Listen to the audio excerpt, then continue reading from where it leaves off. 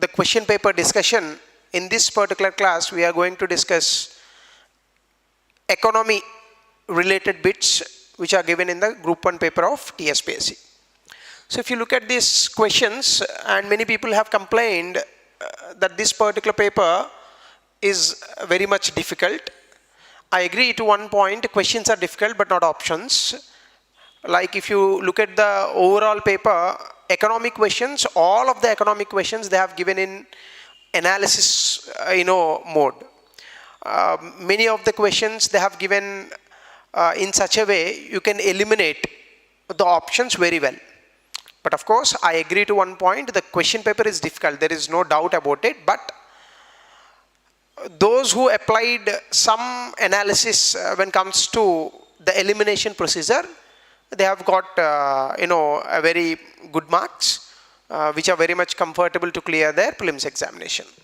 So in this particular context, if you see, arrange the following major sources of Indian FDI.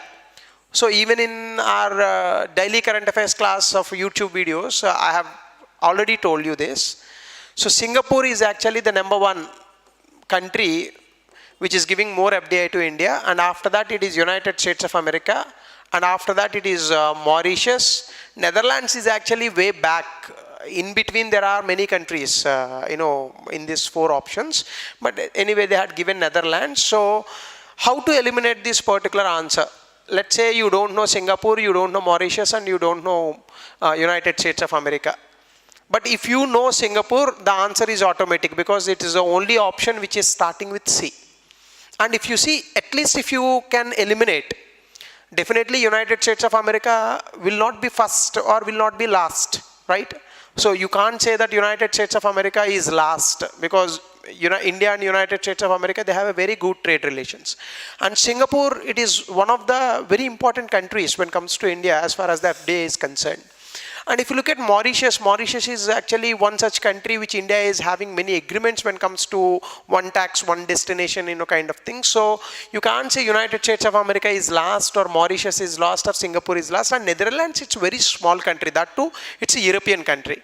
So in that particular context, if you can say that Netherlands is the last country, here also at least you have a hope that these 2 options can be effectively eliminated and these 2 options will come. In that particular context again, you have to play your card with USA and Singapore. So, but if you know Singapore in the first instance, without even waiting for the next option, you can find out the right option there. So the answer is 1.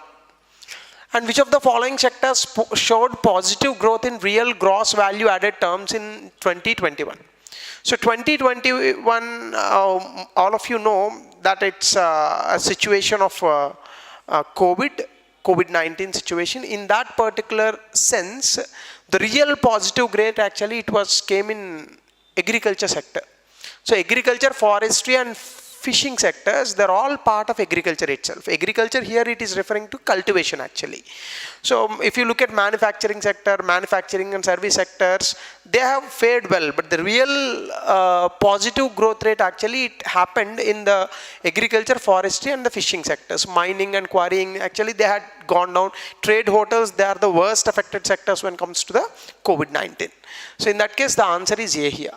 And if you look at this particular question, and they have made it as a bulky one, but you know that bulky questions generally doesn't have brain. If you see most of the competitive exams, sometimes they make bulky questions not to make the paper difficult, but to make the paper lengthy, right? Whenever there is a big question in the examination, it doesn't mean that it is a difficult question, but it is a lengthy question. So if you see here, what is the reconfigured pedagogical structure of the school education system in the new education policy?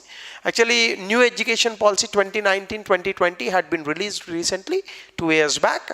It all talks about outcome oriented education and all. In that particular context, currently we have a structure of 10+2. Which means till 10th class you study, and after that 2 years you have to study the intermediate. But from now onwards, actually it is replaced, this particular 12 years, it has replaced with 5+3+3+4. So 5, 3, 8 plus 4, 12 plus 3, 15. Actually even the students' primary sections of education or primary levels of education was also actually included. So in that case, actually this is the right statement. But replacement of present +2 with 4 + 4 + 3 + 4. Actually, if you know that this is right and you can automatically say this is wrong, in that case, you can eliminate the options which comes with B. And if you look at the C option, the system consists of foundational, preparatory, middle and high school stages. Intermediate means all these stages will come definitely. The high school stage is subdivided into 2, 9 and 10 in the first and 11 in 12 in the second. There is actually this provision is there. There is an option of exiting at class 10th and re-entering in the next phase. This is not there actually. That option actually was given in some graduation kind of things. That is what the government is thinking. So in that case, A is right and B is eliminated and E is also eliminated. Then the answer would be A, C and D.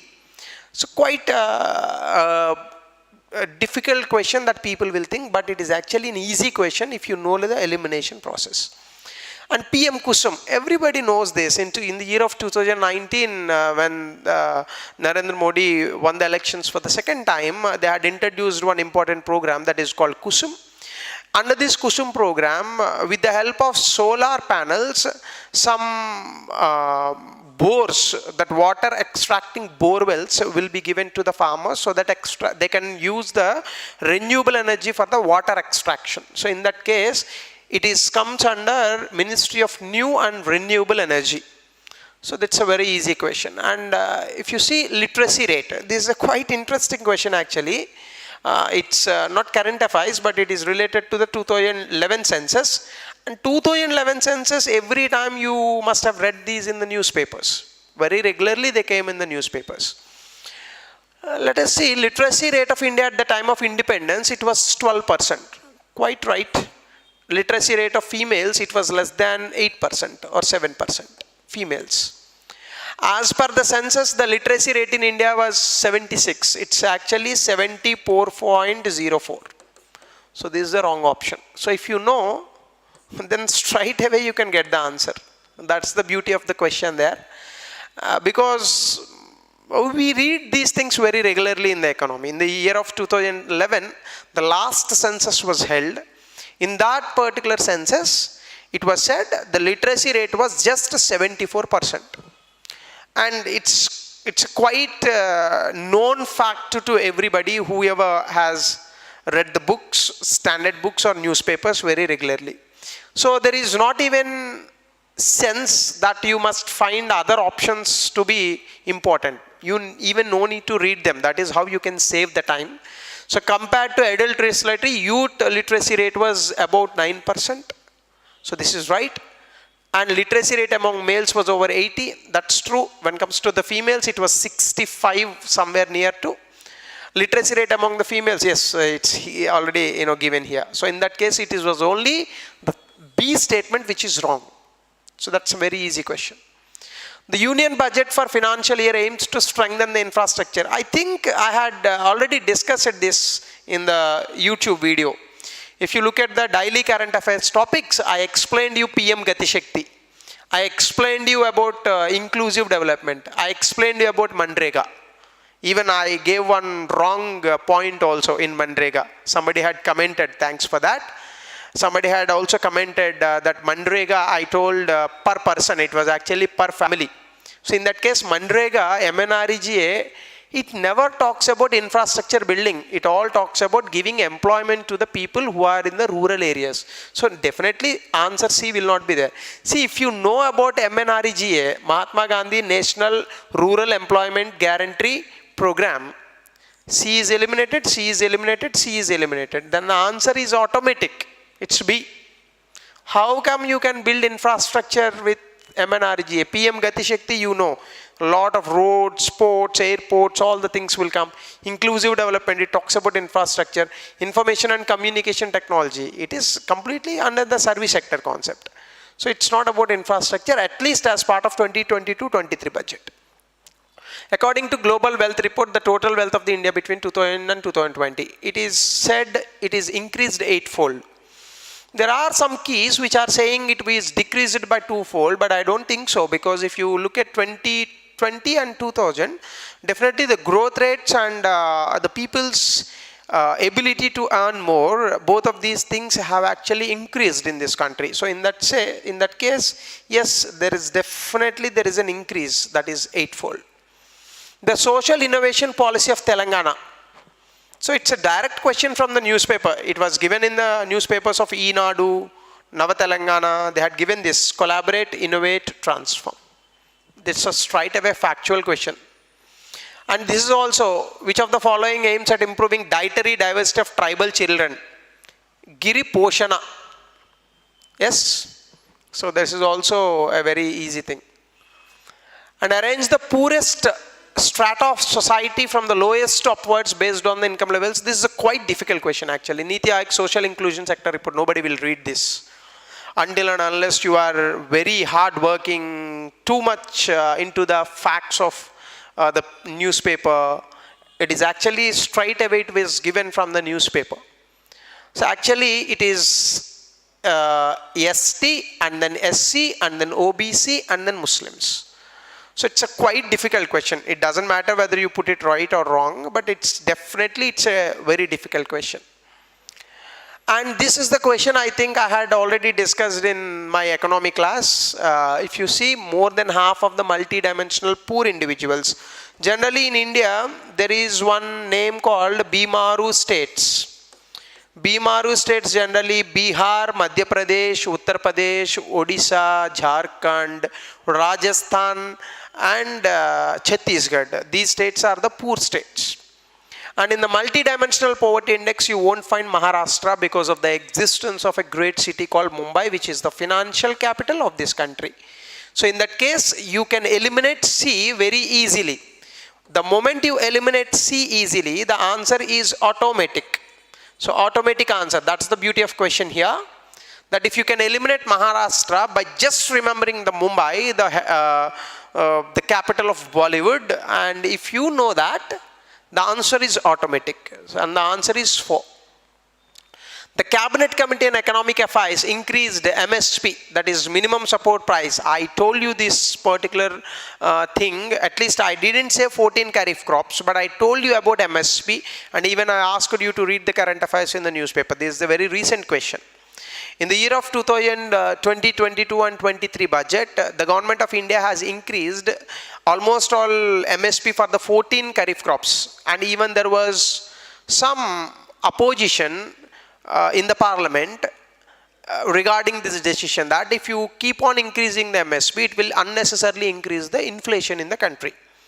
Apart from this particular concept, and there was one more thing that I told you in the class, as part of the minimum support price, there are 23 to 24 crops, and I told you also in some websites it was given 23 crops, and in some other websites they had given 24 crops, so be careful about that.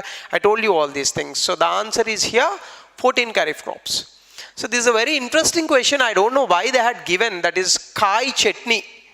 So this kai chutney is one type of chutney that people use in Odisha to come out of diseases like flu. Generally this kai chutney is a very interesting dish in Odisha, which people use to come out of the cold-like situations, to come out of the flu. So that is Odisha, Mayurbhanj district. That's a very interesting question, and definitely you people cannot expect this type of questions. That's why the paper is very difficult. Indian companies in the Fortune 500, again another difficult question. If you see, a total of 9 Indian companies have entered the list, right? 5 of them are private and 4 were state-owned. I think they have reversed it. 5 of them are public and 4 of them are private. LIC was there, Reliance was there, Tata Group was there, ONGC, BPCL, all of them are there. So B is wrong actually. But the beauty of question, if you see, if you can eliminate the option B, you will get the answer automatically. This is wrong, this is wrong, this is wrong, because B is here, here and also here. So in that case the answer is 2. And which of the following? It's a very easy question. Basic is the question. Basic is a group which was formed in the year of 2009 that to the countries which are recently industrialized. They are actually say they are the voice of the developing countries. In that says, the basic itself is giving you the answer if you are good enough. Brazil, South Africa, India, China. Actually, you have to reverse this. SA, Brazil, South Africa, India, China. See, Brazil, South Africa, basic. That is Brazil, South Africa, and India and China. The official mandate of IMF. I think before the exam, 2 or 3 times I discussed this topic.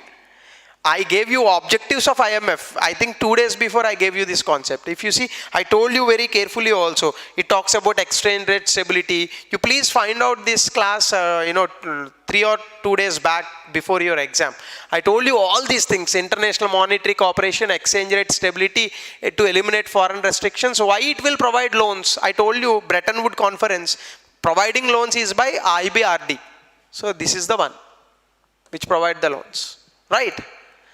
To facilitate the expansion and balanced growth of, this work is done by World Bank. To facilitate the expansion and balanced growth of international trade. So this is right. So see, again, beauty of the question. Eliminate D. Our answer is automatic. See, question is difficult, but the answers are easy. If you have the habit of elimination and if you have practiced the questions well, you can eliminate very easily answers. So that is how you can get the marks. So Niti Aayog Health Index round. So definitely Kerala will be there. If you find Kerala, the game is over. But unfortunately, Kerala is given in everywhere.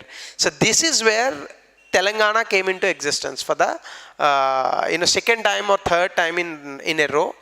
Telangana is there, and after Kerala, always remember, when it comes to the health index, Tamil Nadu is the number 2 state, or always after Kerala. So in that case, if you know this, Kerala, Tamil Nadu and Telangana. And Tamil Nadu is one of the best states in India which provide the state health facilities to the people. So that's a great question actually. The union budget aims to strengthen infrastructure. I think this question is repeated one more time. Inclusive development and PM Gati Shakti. I told you already. So according to Global Wealth Report, I think this question is also came for the second time. It is increased 8-fold. And I hope that all of you have done a great job in your exam. And if you are crossing more than 80 marks, definitely there is a chance of clearing the prelims. There is no doubt about it. Even if you cross 75, there is a high scope, for all of you to clear this exam. And all the best for your minds. We will meet again. Hari?